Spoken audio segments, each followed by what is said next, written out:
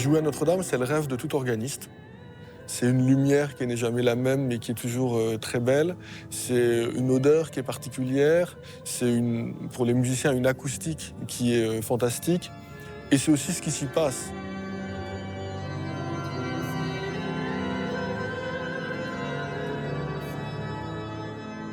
KTO diffuse cet office tous les jours. Et pour nous, c'est des vêpres tout à fait normales et standards, comme on les fait tous les jours à Notre-Dame. Et donc, à aucun moment, on imagine quoi que ce soit. Donc, on fait nos vêpres, on termine, et 5 minutes après, on enchaîne sur la messe. Le Père, le Fils et le Saint-Esprit.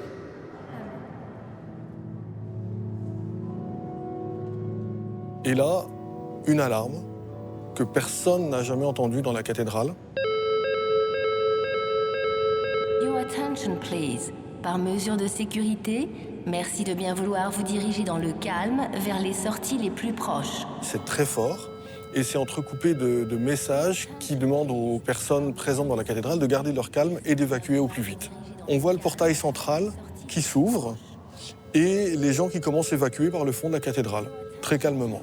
Ah, je me retourne, je prends une photo de la nef vide. Merci de bien vouloir vous diriger dans le calme vers les sorties les plus proches.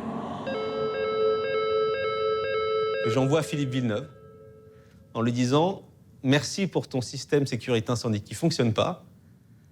À cause de toi, la messe a été arrêtée. » Une photo de la nef vide et un commentaire un peu ironique dessus, provenant de quelques amis. Je fais « Ah bon, tiens, il s'est passé ça. On a évacué la cathédrale. » Il y a un petit peu d'angoisse qui s'est créée, mais calmement, parce qu'on est sorti doucement. On s'est retiré tout près d'ici, une centaine de mètres. Mais vous savez, parfois, l'alarme, elle sonne, et on va faire ce qu'on appelle une levée de doute. C'est-à-dire qu'il y a quelqu'un, un surveillant, qui va regarder, effectivement, s'il y a un incendie.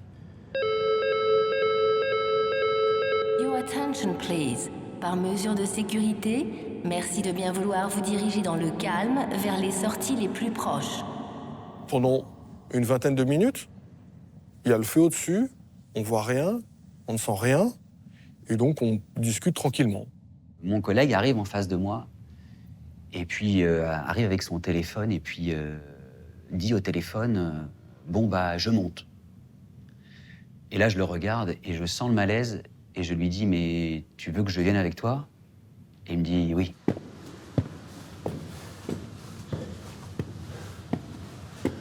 Et puis, on monte l'escalier et on se retrouve face aux flammes.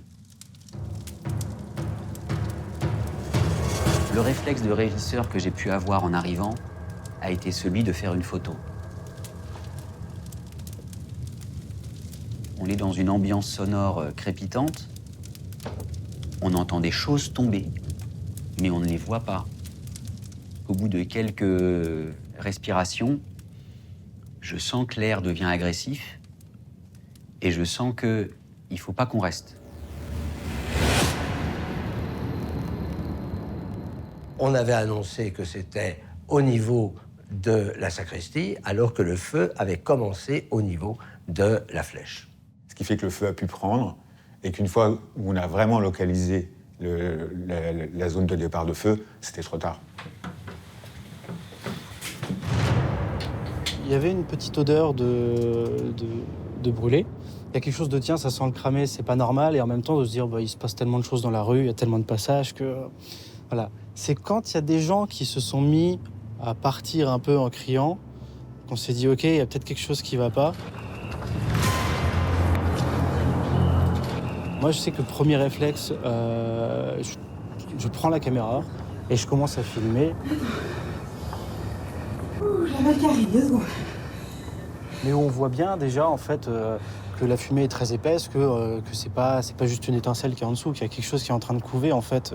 Ça se sent déjà à ce moment-là. C'est horrible. Oh putain, fais chier. C'est pire en pire, hein. Je pense que nous, on va être évacués, Karine, hein. On va être évacués. Et là, je vois une énorme fumée qui s'échappe de la flèche de Notre-Dame. Énorme. Je prends mon téléphone et là, j'appelle tout le monde. Je reçois un message, on me dit il y a le feu, il y a le feu dans la flèche. Et là, j'ai moins rigolé. J'ai dit, bon, on arrête avec ces conneries-là, c'est vraiment pas drôle. Trouvez autre chose. Et ensuite, on m'envoie une photo de l'intérieur de la flèche avec les flammes. Et là, j'ai tout planté.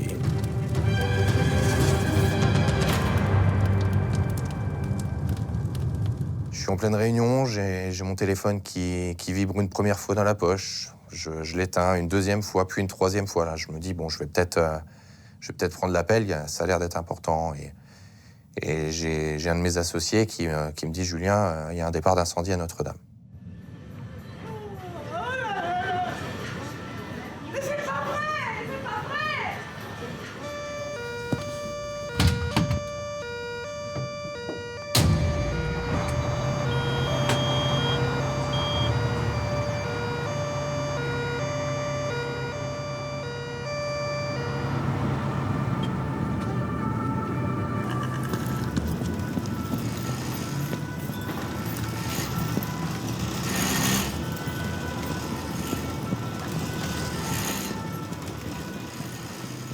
La violence des flammes, les volumes de fumée qui sont vraiment énormes, le vent qui appuie tout ça, la hauteur du bâtiment rend les choses vraiment compliquées à combattre et on sait d'ores et déjà que la lutte sera féroce.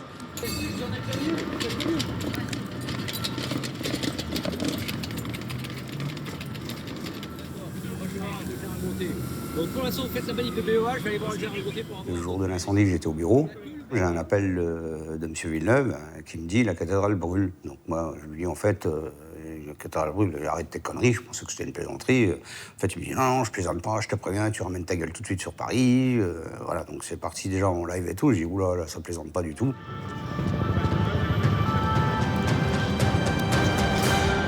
Donc c'était tout de suite un coup de fil à mon épouse, quoi. Elle, en fait, moi j'étais au bureau, donc moi j'ai pas la télé au bureau. Donc elle voit les images, tout de suite elle m'a dit oui, j'ai vu, ton sac il est prêt. Donc elle savait déjà que c'était fini, c'était parti. Je suis en Lorraine et je me rends immédiatement sur Paris avec mon père. Entre le moment où j'ai commencé à filmer ici, puis au 7e étage, et le moment où je sors, en fait, il y a 15-20 minutes maximum. Et c'est là que j'ai mes premières images. On voit que les flammes sont sorties. Entre le moment où j'étais au 7e étage et le moment où je suis arrivé dans la rue, 20 minutes plus tard maximum, et ben les flammes, elles étaient là, en fait. Putain, mais c'est atroce.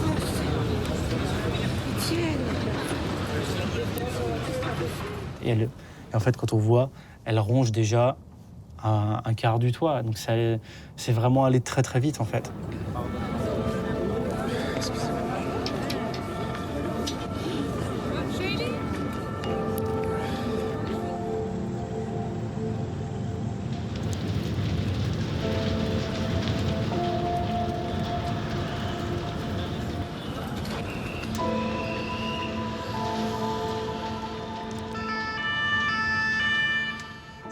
C'est gigantesque et vraiment démesuré.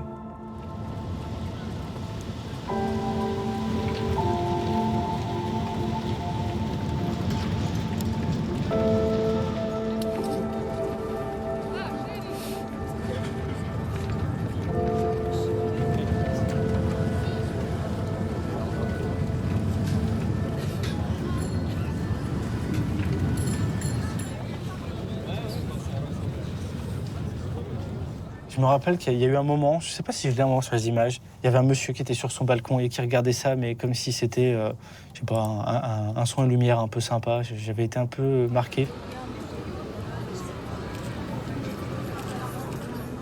Il est là, voilà. Il est là, le monsieur qui regarde ça depuis son balcon. Il m'a marqué, ce monsieur. S'il est resté longtemps, mine de rien, je pense qu'il ne devait pas comprendre ce qui était en train de se passer sous sa fenêtre.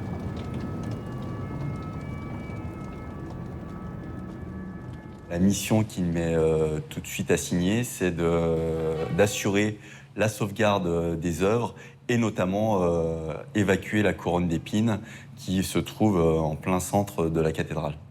À l'intérieur, c'est pas en feu, c'est pas possible. Il n'y avait pas de flammes qui sortaient des baies, donc normalement, à l'intérieur, il y a des trucs à sauver. Donc il faut rentrer. Donc là, je pars avec Franck d'Europe Échafaudage, qui connaît bien aussi le chantier. qui était le chef de chantier. Et on arrive devant le portail de la cathédrale qui était fermé. En plus, c'était un portail électrique. Autant dire qu'il n'y avait plus d'électricité, donc le code ne servait plus à rien. Donc il fallait l'enjamber. Donc Franck, qui est très grand, l'a enjambé très facilement et très rapidement. Donc vous avez pu sauter la grille Ah ouais, j'ai sauté les grilles en fer forgé qu'on voit là. Et moi, j'ai essayé. Mais comme je suis beaucoup plus petit que lui, je n'arrivais pas à passer ma jambe par-dessus les pics du portail.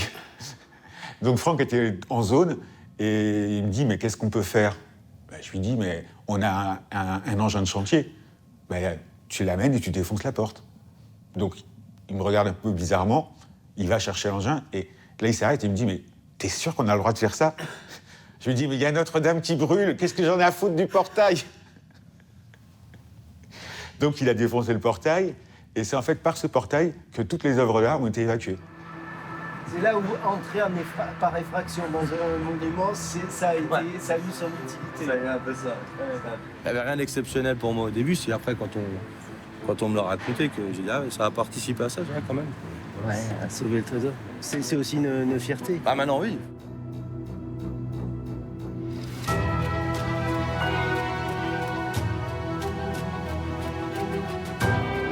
La véritable couronne d'épines se situe dans un coffre-fort dissimulé dans la cathédrale.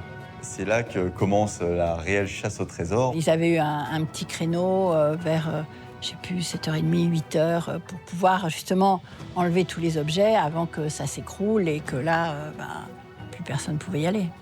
Donc c'était un sacré défi de pouvoir sauver cette couronne.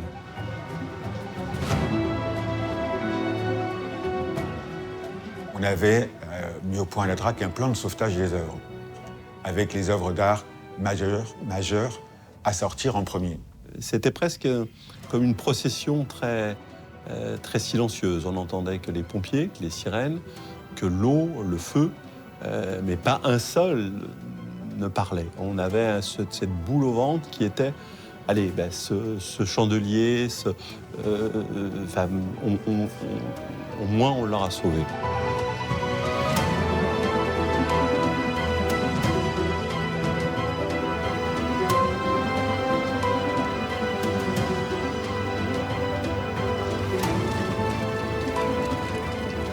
Comme j'ai été filmé plusieurs fois dans la charpente, en fait, je savais exactement ce qu'il y avait là-dessous. Elle me dit, en fait, la flèche, on l'aura pas. Enfin, quoi qu'il arriverait, c'était indéniable. On la perdrait, en fait. Elle va tomber. Et dans la voiture, en fait, qu'est-ce qui se passe? Vous roulez. Mais aux informations, on entend, la flèche risque de tomber, la flèche va tomber. J'ai pas. Donc je dis, pourvu que la flèche tombe pas, parce que elle va tomber où? Elle va. Et puis la flèche est quand même. Enfin, je veux dire, il y a les deux tours de Notre-Dame, mais il y a la flèche aussi.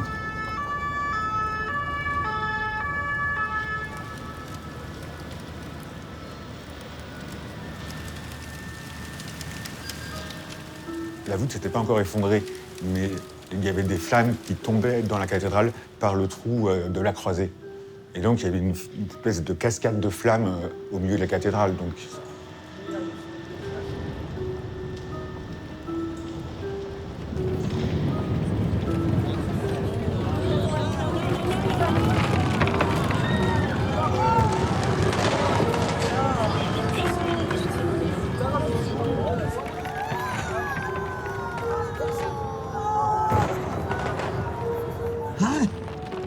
Oh là là!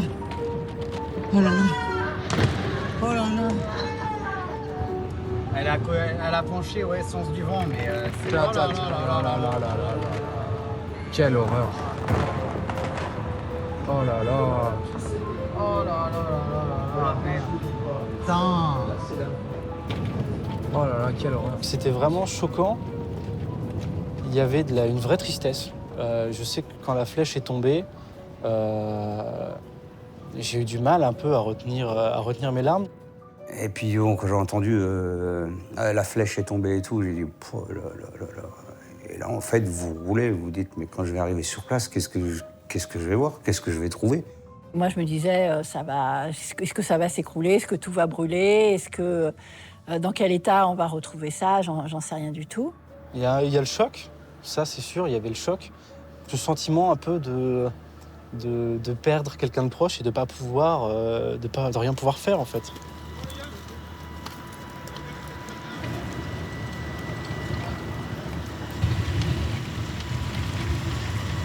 Lorsqu'elle s'effondre, on entend un bruit sourd, mais il y a beaucoup de bruit, il y a beaucoup de résonance. L'effondrement a provoqué un incendie qui risquait de se propager au niveau du cœur, où il y avait beaucoup d'œuvres à protéger.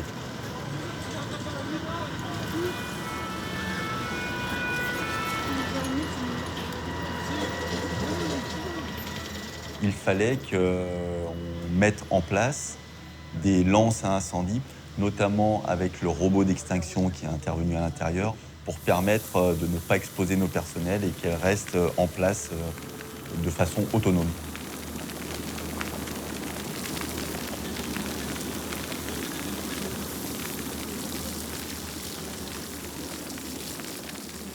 L'horreur dans le train, c'était que j'avais pas de chargeur. Donc j'avais plus de batterie. Et j'entendais les gens faire « Oh, mon Dieu, oh là là, mon Dieu !» Et je savais de quoi ils parlaient, mais je voyais rien. Et c'est comme ça que je n'ai jamais vu la flèche brûler. Et heureusement.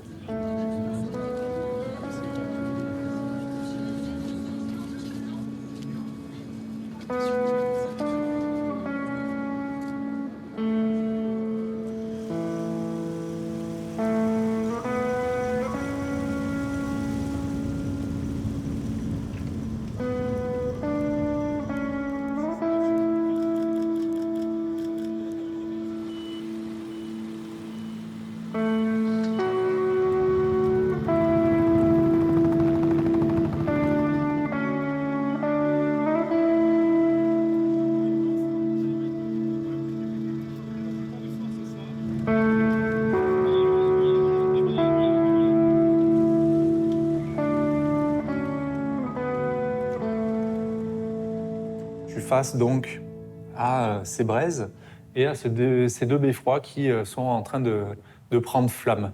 La pierre va pas bouger avant un bon moment, c'est ce que j'imagine. Maintenant, tout ce qui est structure, bois, charpente bois et qui tiennent toutes les cloches de la cathédrale, c'est ça qui est menacé. On est sur 2500 mètres carrés de toiture et avec un risque fort de propagation au beffroi nord et sud. Voilà. On est sur un feu compliqué, complexe, avec des grandes longueurs, des grandes hauteurs. Et puis après, ça continuait dans les informations. Et puis il y a le beffroi qui est en train de prendre feu, ils essaient de sauver les tours. Je dis, apocalypse, quoi. Je me dis, c'est l'apocalypse là-bas, ou quoi. C'est entre ce qu'on voit et ce qu'on entend, on s'imagine plein de choses dans la tête.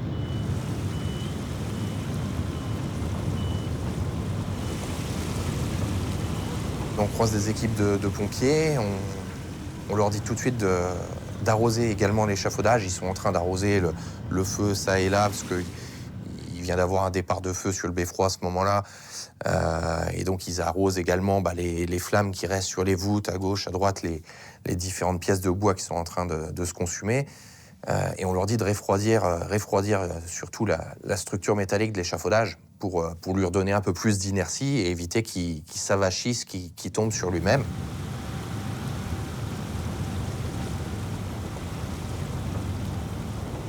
Le moment le plus intense, c'est quand le président a donné l'ordre aux pompiers d'essayer d'éteindre la tour nord. Ça a été un moment pour moi très fort. Et ça a duré, le général Gallem avait dit « Monseigneur, regardez bien, il me faut 20-25 minutes pour essayer d'éteindre la tour nord. Si on n'y arrive pas, la tour va s'écrouler et entraîner toute la façade. »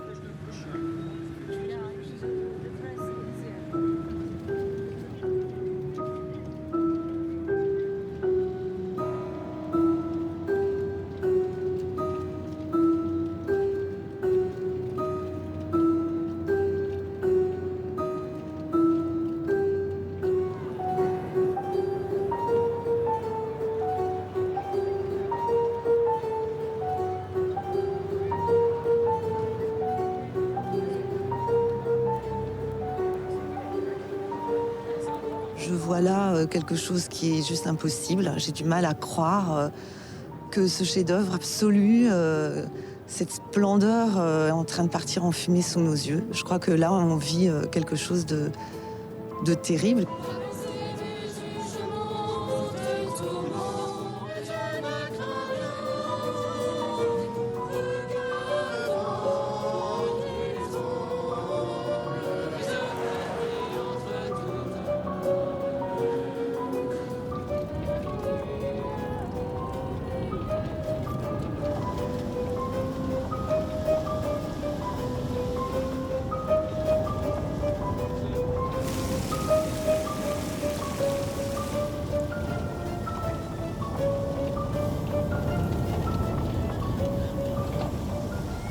Dans la nuit, on entendait les pompiers au Toki qui disaient par exemple que l'orgue était en feu, que la tour nord allait s'effondrer. Mais on avait des bribes d'infos.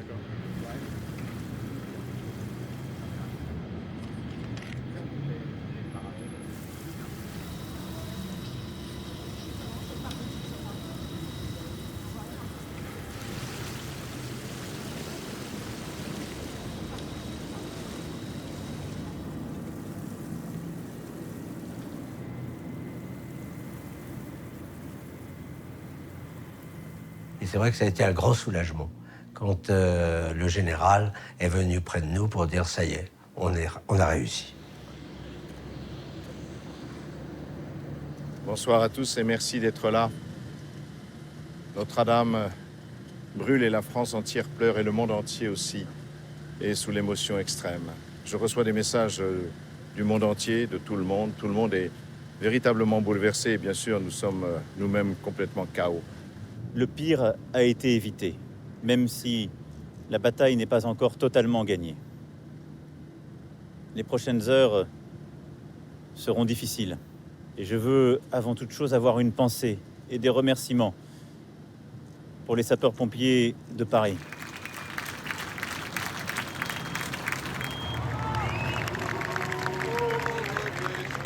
Ça fait 5 ans que la France s'ouvre, on déroule, on en prend plein la gueule, attentats, tout ça. Ça, c'est le truc de trop. Les Français, on est forts, on va reconstruire cette cathédrale. Et le monde entier va nous aider. Parce qu'on est un peuple de bâtisseurs, on est courageux, on ne se laissera pas abattre comme ça. On va la reconstruire aussi beau qu'avant. Alors je vous le dis très solennellement ce soir, cette cathédrale, nous la rebâtirons. Tous ensemble.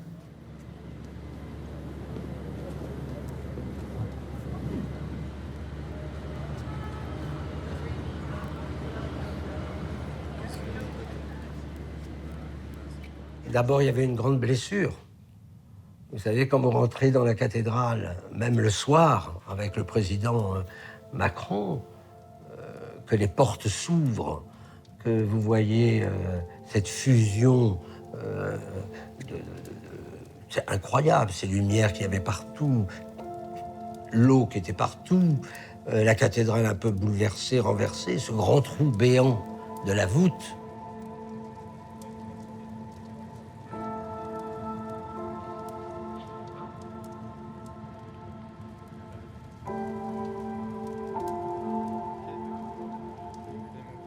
Quand je suis arrivé donc à 11h30 sur le Paris, j'ai fini par être devant le portail ouest. Je regardais ce qui se passait à l'intérieur. Je voyais les charbons incandescents qui tombaient de l'oculus de la croisée. La flèche était déjà tombée dans la nef, ça brûlait. La voûte était déjà détruite, mais par contre la voûte de la croisée, pas encore. Et vu sa couleur grise, j'ai dit, elle va tomber. Et puis il est tombé dans la nuit.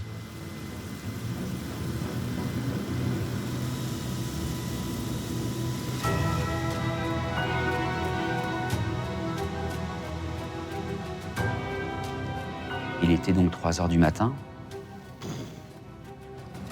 Sous le poids de l'eau et des cendres, la base de la flèche, à la croisée des transepts, je la vois s'effondrer sur le maître-autel.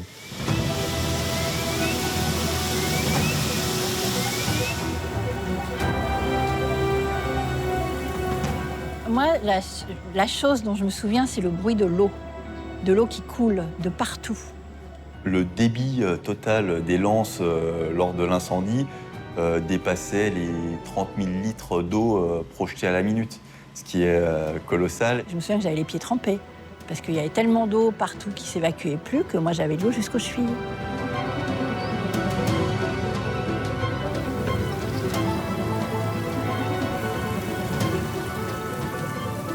En partant, on se pose inévitablement la question de savoir quel sera l'avenir de la cathédrale malgré tout. Donc j'étais là et je pensais se dire, mais qu'est-ce qu'on va faire demain ?